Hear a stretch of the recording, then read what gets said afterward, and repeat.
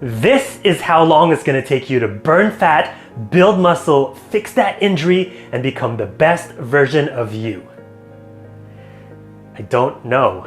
And the truth is, no one really does. I mean, trainers can give you an estimate based on your workout plan, your diet plan, and your body type, but no one really knows for sure. And you can't really account for those ups and downs in your journey, days where you're extremely disciplined and times when you're not. But the unknown should not stop you from starting your fitness journey. I know that you're hoping to hear is gonna take 1 month, 3 months, 1 year to becoming the best version of you.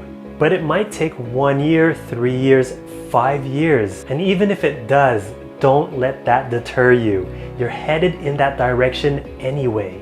God permit you're still here 5 years from now, you get to decide today whether in those 5 years it's gonna be 5 years of progress or 5 years of staying the same or getting worse. So no matter how long the doctor or your trainer will tell you it's going to take, the best decision that you can make is to start today.